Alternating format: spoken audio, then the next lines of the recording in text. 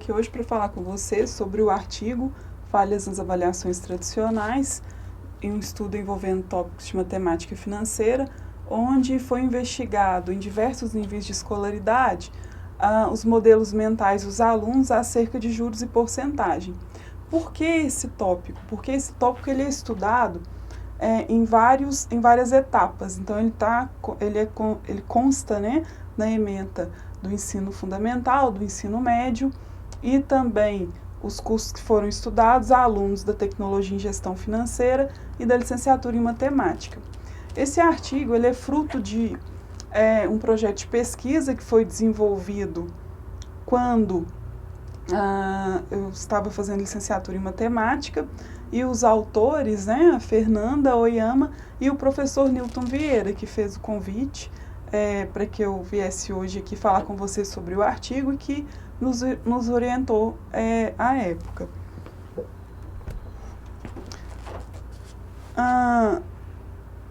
Qual que é, em cima de que foi construído o artigo, o projeto, né, e o artigo?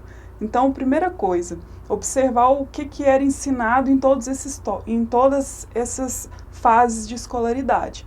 Então, até pela minha outra formação, que é em administração, nós escolhemos juros e porcentagem, que é um assunto, além de ser estudado em todas as fases da escolaridade, ainda tem uma importância grande para os alunos e depois futuros cidadãos, né, no dia a dia. Haja vista que temos ainda mais agora, né, um endividamento cada vez maior da população. E muitos não entendem, não sabem como funciona, não conseguem controlar aí suas dívidas e usar os modelos aprendidos no dia a dia. Não consegue fazer essa conexão teoria-prática. Então, estudamos, a amostra veio do ensino fundamental, médio e superior, e a função é o quê? Analisar as lacunas, analisar o conceito, a fim de avaliar o conhecimento. Qual o conhecimento que esse aluno tem sobre o assunto? Porque até então ele havia sido avaliado apenas através de avaliações tradicionais. Então, a função, o objetivo maior, né, é observar. Eles executam os modelos mentais? Eles conseguem essa evolução mental ao longo do tempo, ao longo da escolaridade? Provavelmente vocês vão fazer a leitura do artigo do Borges. O Borges ele traz, por exemplo, a teoria da camada, né? Eu tenho as camadas de conhecimento da bola de neve. Então, eu vou aprender um pouquinho no ensino fundamental, um pouquinho no médio, e isso vai evoluindo no decorrer da vida, no decorrer da escolaridade. E outra questão a ser respondida: as avaliações tradicionais, elas representam o real aprendizado do aluno? Elas refletem realmente o que o aluno aprendeu? Qual que é a metodologia que foi usada? Então, fizemos entrevistas individuais, semi-estruturadas, guiadas por um questionário. Esse questionário ele foi montado com questões que foram tiradas dos livros didáticos. Né? No artigo vocês podem observar. São questões do dia a dia, que são trabalhadas em sala de aula, tratadas como exercício, né? E foram tiradas justamente para ter a ementa como base, qual conhecimento ele deveria ter. E foi pedido ao aluno, além de fazer as questões, além de nos explicar como que ele estava realizando, qual o mecanismo que ele estava tendo ali para resolver, que ele fizesse também um mapa conceitual. Essas entrevistas, elas duraram mais de 30 minutos, cerca de 40, 45 minutos, né? Foi bem demorado, para entender realmente o que o aluno estava executando ali na hora. Muitos não sabiam a fórmula, mas faziam uma regra de 3 e encontrava. Encontramos alunos também, por exemplo, no ensino fundamental, com um modelo mental muito evoluído. Mas por quê? Porque tinha essa vivência no dia a dia, em casa, né? O que compôs essa amostra? Foram 42 alunos do ensino superior, Aí eu tenho alunos do Tecnologia em Gestão Financeira e da licenciatura em Matemática, e 50 alunos sendo divididos, 25 do ensino médio e 25 do ensino fundamental. Além disso, foi feito um modelo estatístico para observar se o que foi encontrado foi simplesmente fruto do acaso, né? Então, foi realizado um modelo estatístico também para afirmar essa descoberta. Para entender um pouquinho como que foi delineado aí os níveis, eu tenho, como já disse, camadas de conhecimento, né? Então eu tenho ali, como mostra a figura, o meiozinho, que é o ensino fundamental, que é o primeiro nível, primeiro grande nível, segundo grande nível, o ensino médio, o terceiro grande nível, a tecnologia em gestão financeira, e o quarto grande nível, a licenciatura em matemática. E dentro de cada grande nível tem 4 subníveis, tá? Então, subnível 1, 2, 3 e o subnível científico do grande nível 1, e assim por diante. Por que essa diferenciação entre a licenciatura em matemática e a tecnologia em gestão financeira? Já que eu tenho até equiparação, por exemplo, em disciplinas, né? Porque entendemos que o licenciado em matemática, ele tem a obrigação de aprender para ensinar. Então, ele tem que ter um modelo mental um pouco mais aprimorado. Já o tecnólogo em gestão financeira, ele vai executar as operações. Então, ele não precisa explicar o que ele fez, ele precisa simplesmente entender o que está sendo feito. Então, por isso eu tenho aí, no terceiro grande nível, tecnologia em gestão financeira, e no quarto grande nível, licenciatura em matemática. Vamos para os resultados. Nos resultados, procuramos o quê? Fazer separações e observar da melhor maneira possível como que se comportou essa amostra. Então, a primeira separação que foi feita, um grupo que tem modelo mental e um grupo que não tem modelo mental, no artigo chamado de não modeladores. Então, eu tenho 21 alunos dessa amostra que não possuem modelos mentais, ou seja, 22,8% da amostra. O que é curioso observar?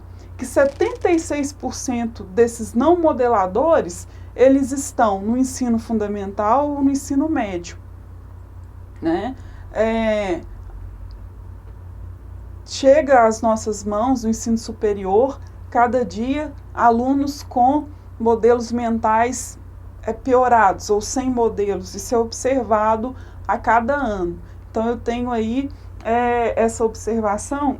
Os alunos que estão chegando na graduação não possuem modelos mentais, porque 76% da amostra é muito, tá? Então, pode acontecer dele conseguir correr atrás e conseguir chegar ao modelo mental, ou não, ele simplesmente desiste do curso, ele simplesmente não consegue acompanhar a turma, tá?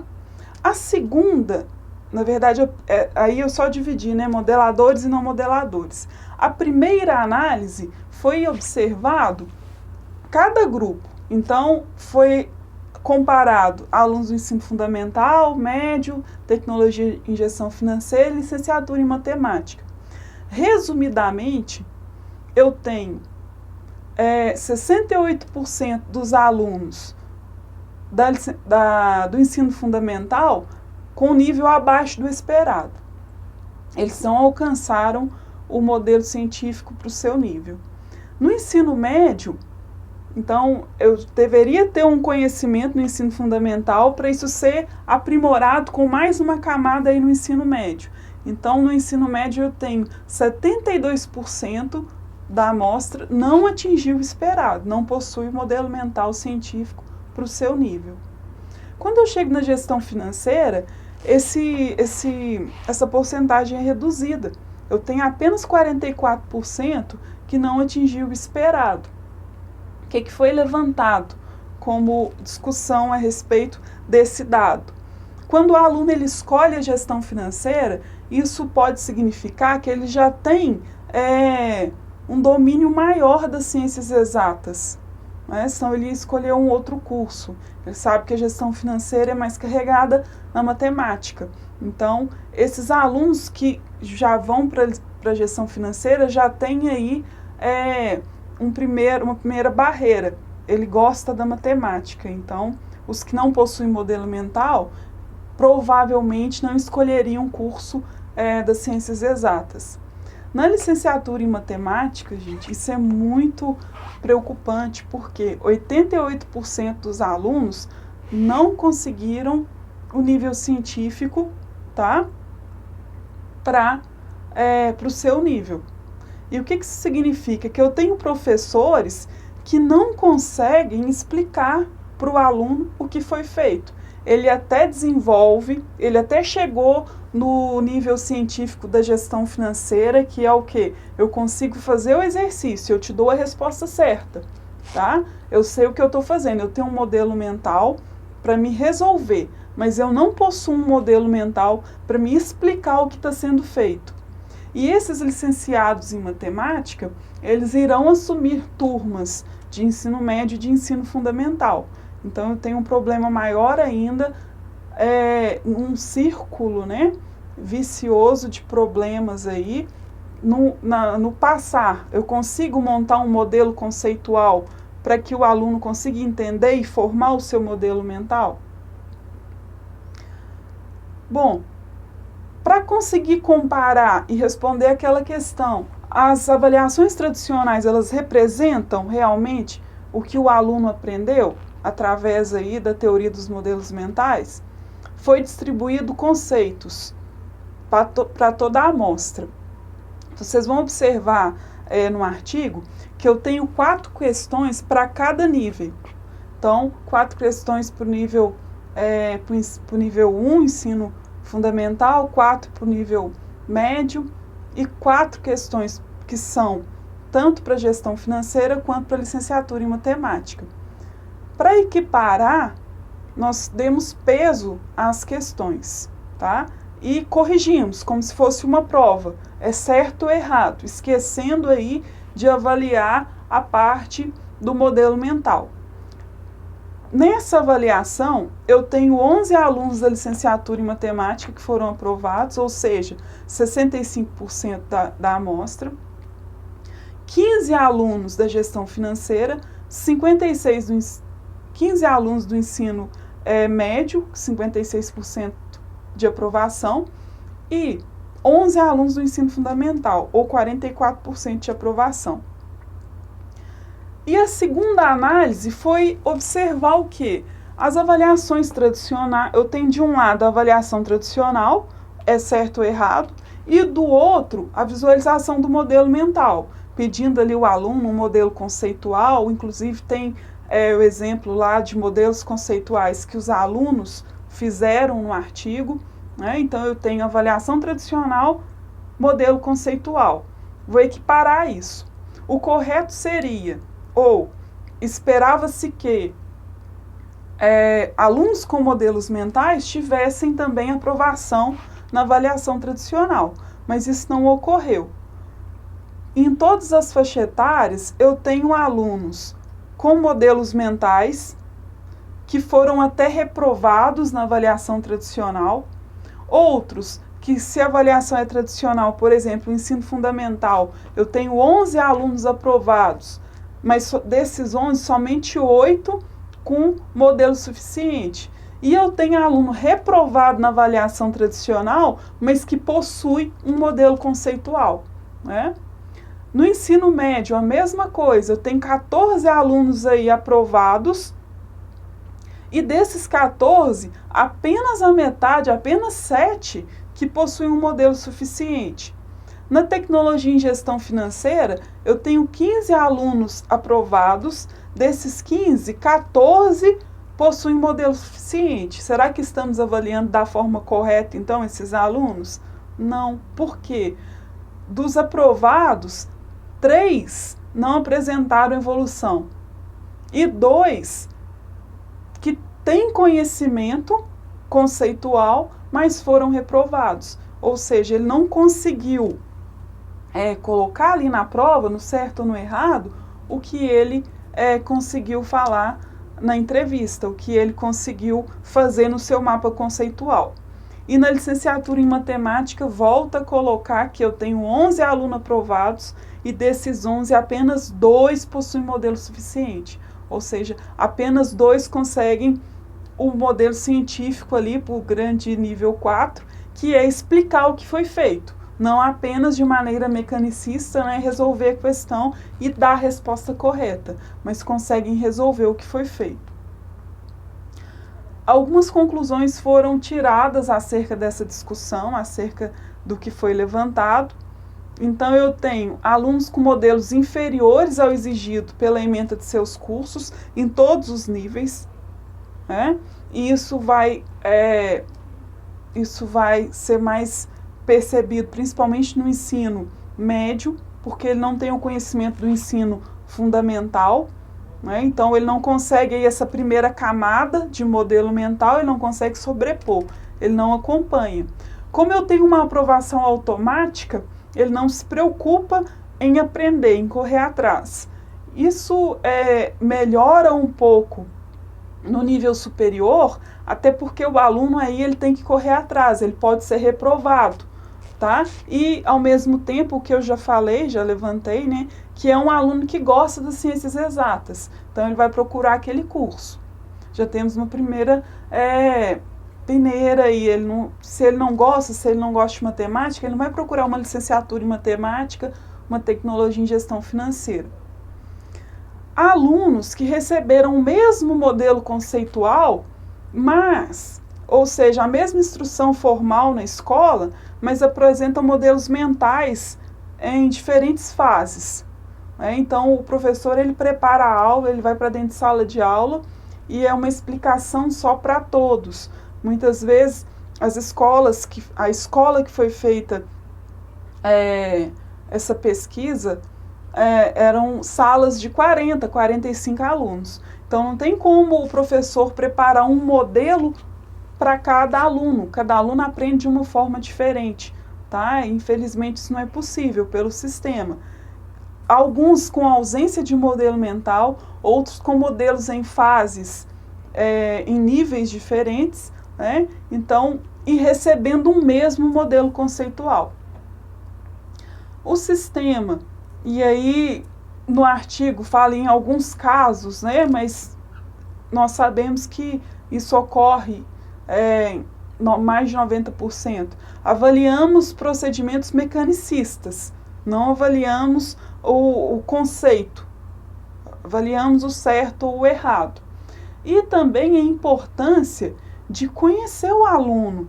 Dentro de sala de aula, nós conhecemos o aluno, nós observamos qual o modelo mental, ou seja, qual a evolução, lembrando que a teoria dos modelos mentais é uma dentre várias outras que pode ser utilizada, né, em contraposição aí à teoria, em contraposição aí à avaliação tradicional.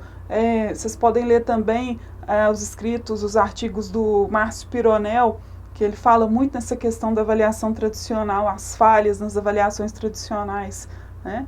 Então, qual a importância de planejar melhor, de observar melhor aí os procedimentos didáticos, pedagógicos e de entender realmente como que o meu aluno aprende?